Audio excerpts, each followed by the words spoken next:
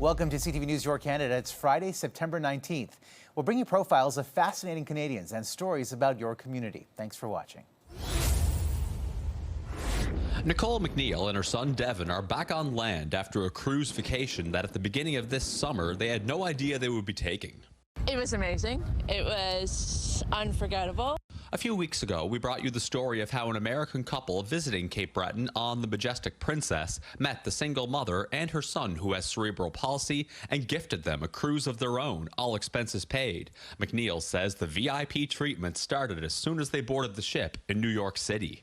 All the crew knew who we were. They were made aware before we boarded who we were. They seen the story. The pair had never been on a cruise before, but got to see sights like the Statue of Liberty, hang out in the captain's quarters, and enjoy a week of relative luxury sailing up the East Coast. We would be dancing up every night. We start our days 9:30 in the morning, finish, go up back to our rooms about 11 or 12 o'clock at night. He was loving the dancing. He was loving all the movement, the people. There was just so much for him to see. But what may have been the best surprise came at the beginning of the trip, when Nicole and Devin got to reunite with the couple that brought them there. They drove down from Maryland to New York City, picked us up with, they had an Uber pick us up. And as if paying for their cruise wasn't enough, McNeil says their benefactors went an extra nautical mile. They had, were called and we were upgraded to a fully wheelchair accessible room where it was supposed to be a regular room that we were getting. When the trip ended, they got a big welcome home at the port of Halifax. When we come off, they had the Mooseheads mascot there. They had gifts for us. They had the day planned out. McNeil says while being back home has taken some getting used to after being pampered for a week, the memories they made and the kindness they were shown have left a lasting impression. It never stopped. And there's so many people to thank, not just Frank and Sharon. It's like they're the big ones, but it just never stopped with everybody else.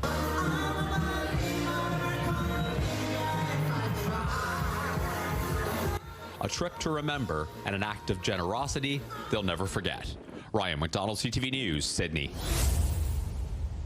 A small representation of the big impact of a historic institution in Canada. We were looking for somewhere iconic to align with our birthday, and what's better than Little Canada? As a part of the 150th anniversary of SickKids, they've teamed up with Little Canada to littleize their facility. And in this case, we've collaborated with the teams there who told us all these little details that we should include into the display, and that's what we've done.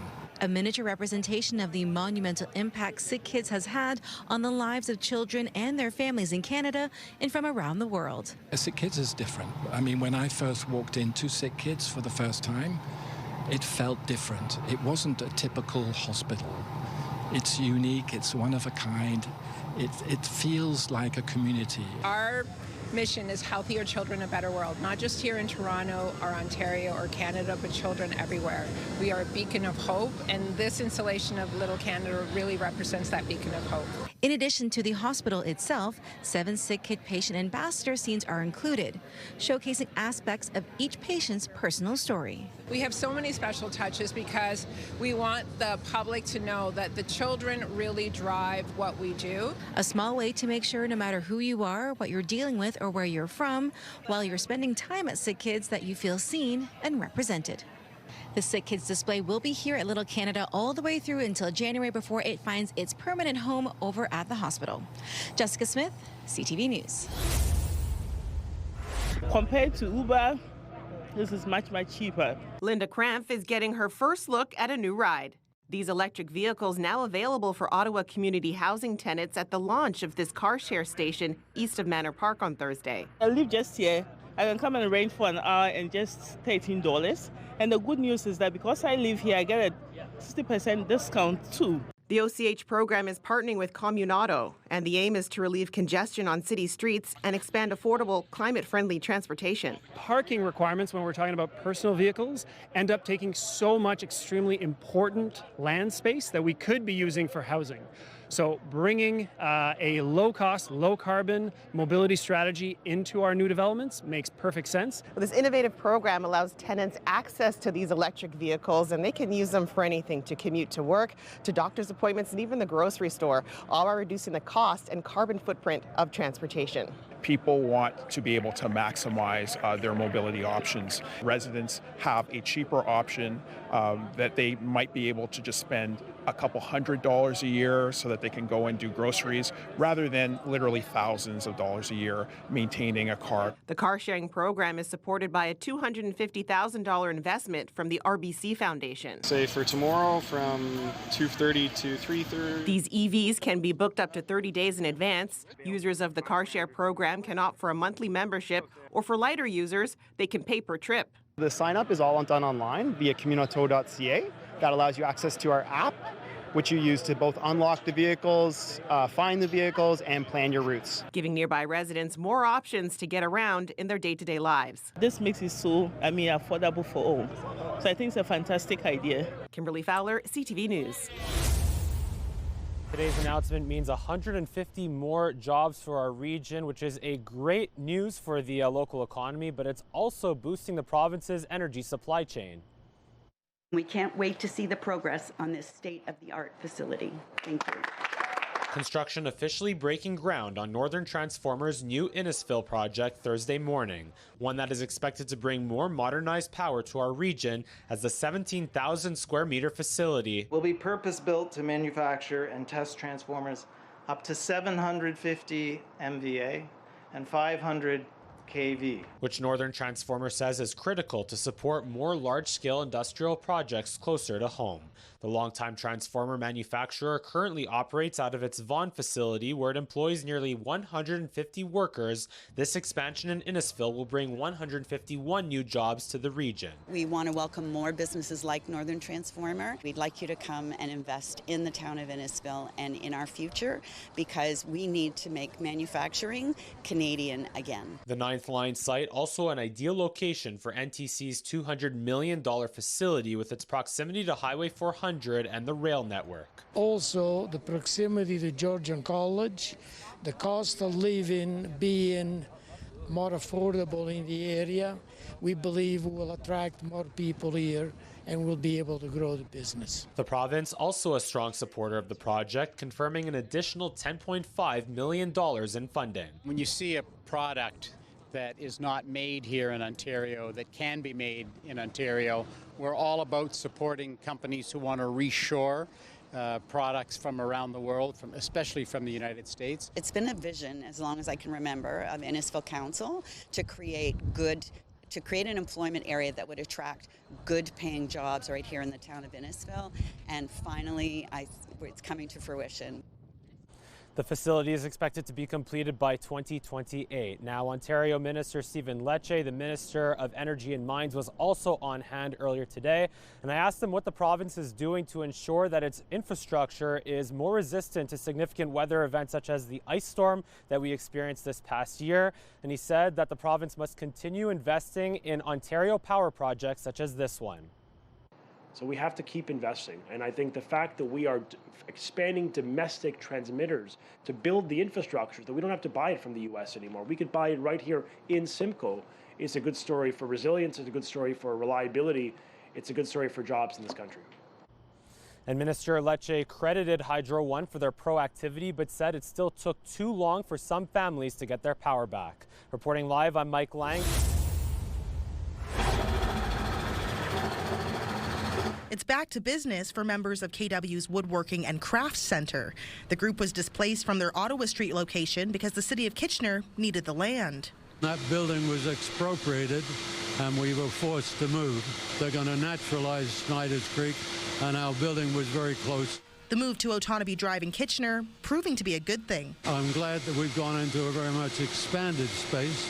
We're now at about 7,000 square feet, whereas we had 5,300 at the old spot. With a lease set in stone for at least 13 years, members are also enjoying the new space.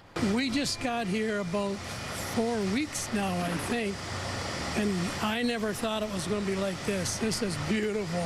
It's clean, it's high.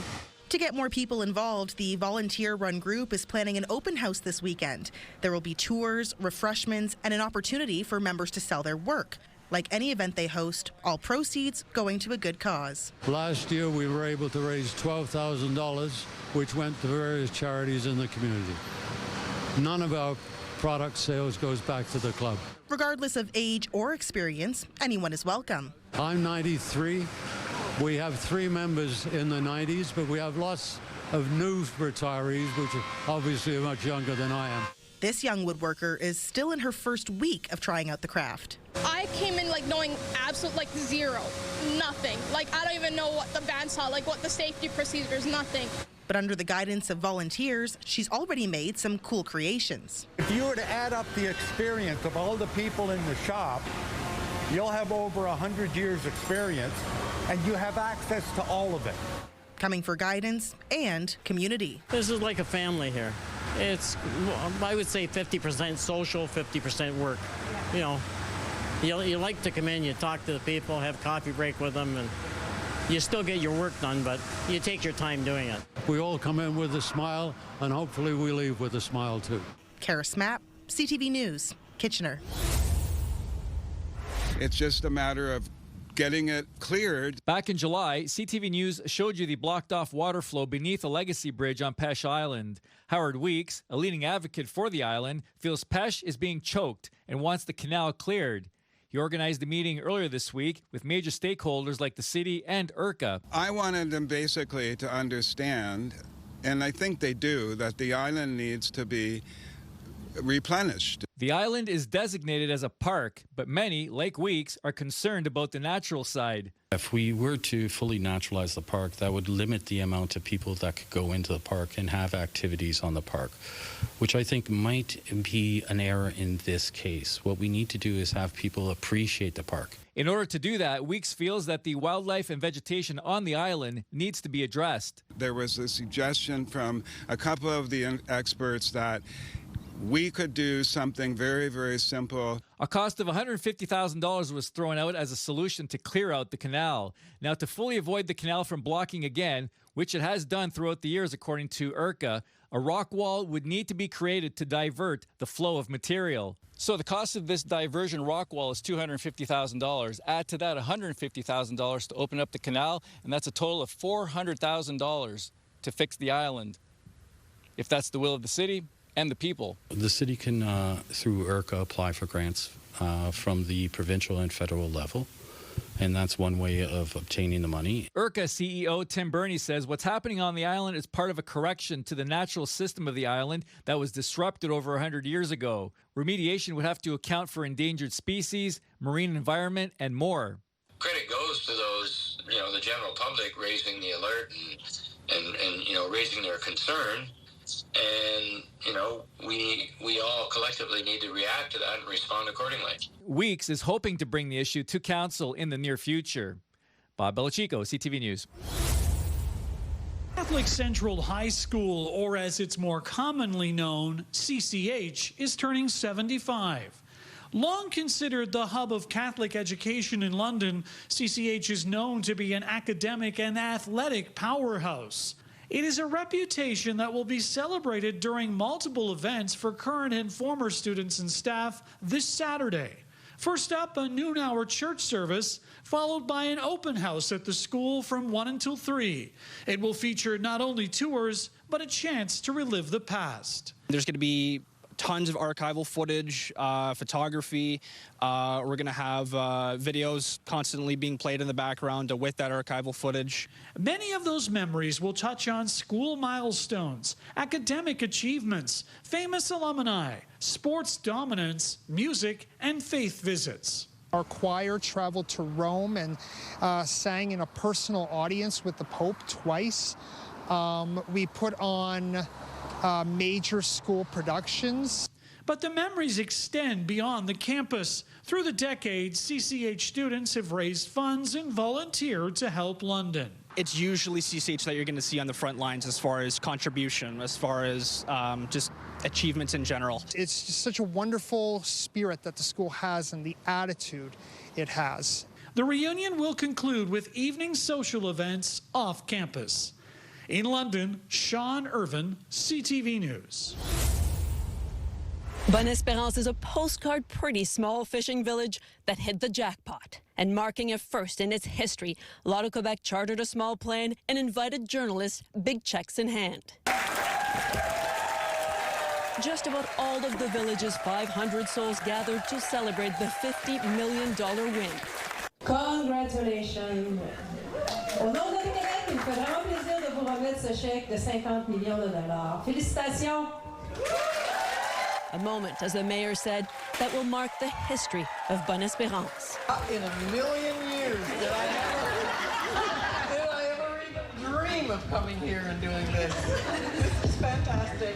It's at St. Paul's General Store, a few kilometers away, that the ticket to the Good Life, well, to 14 good lives, was sold. The retailer gets a commission. That's this check.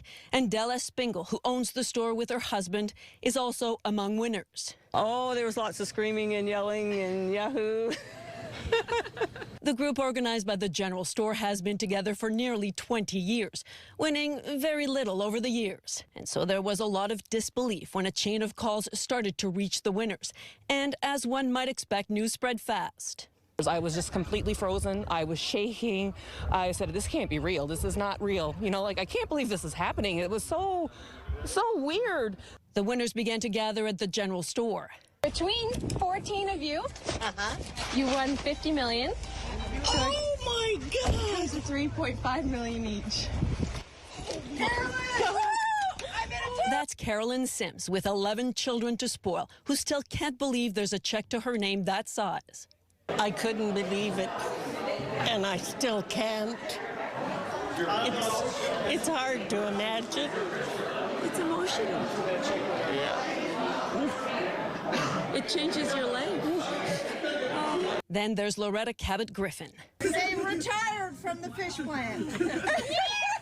She's a 72-year-old fish plant worker, and she hung up, or well, threw out her hairnet. And now retiring. 4 winners live on the same street. They've now dubbed it Millionaires Row, a massive transformation in a town where the main industry is fishing, and that has, over the years, struggled through some hard times. And so, as they say, winning the lottery won't change the world, but it is certainly transforming Bonne-Espérance. Geneviève Beauchemin, CTV News, Bonne-Espérance, Quebec.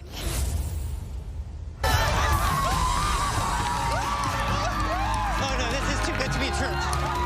That's the moment Jesse Herring and Jonathan Braun crossed the finish line to win the Amazing Race Canada Season 11. It felt so surreal. Like, we were in the finale against some tough competition, and to come away on top was just so cool. Herring hails from Sherwood Park, and Braun is from Woodlawn, Ontario.